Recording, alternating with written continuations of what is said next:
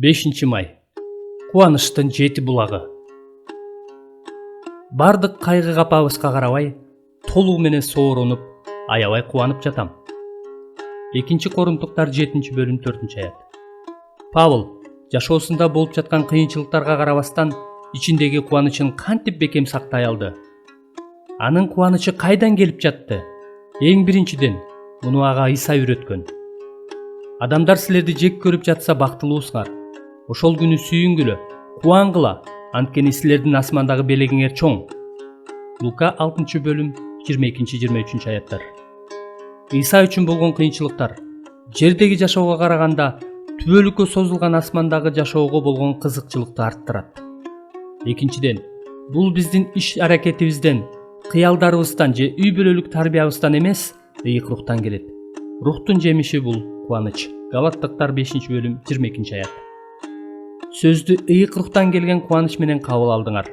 1-Тессалоникалыктар 1-бөлүм 6 аят. Үчүнчүдөн, бул Кудайдын падышачылыгына таандык болуудан келет. Анткени Кудайдын падышачылыгы тамак же суусундук эмес, тескерисинче ыйык рух берген адилеттик, тынчтык жана кубаныч. Римдиктер 14-бөлүм 17 аят. Төртүнчүдөн, бул Кудайга болгон ишеним аркылуу келет. Үмүт берүүчү Кудай силерди ишеним жолунда кубанычка жана тынчтыкка бөлөсүн. Римдиктер 15-бөлүм 13 аят. Ишеним жолунда ийгиликке жетип, кубанычка ээ болушуңар үчүн каларымды жана баарыңар менен бирге болорумду жакшы билем. Филиппиликтер 1-бөлүм 25 аят. Бешинчиден, Исаны теңир катары таанып билүүдөн келет. Ар дайым теңир менен кубангыла. Филиппиликтер 4-бөлүм 4 аят. Алтынчыдан, жашообуздагы жалган жагдайлардан эмес, кубанычтын булагына назарыбызды топтоого жардам берген жаныбыздагы ишенүүчүлөрдөн келет. Силердин кубанычыңарга өбөлгө түзүп жатабыз. 2-Корунтуктар 1-бөлүм 24 аят. Жетинчиден, кыйынчылыктардын ыйыктыкка жетелеген таасирлеринен келет.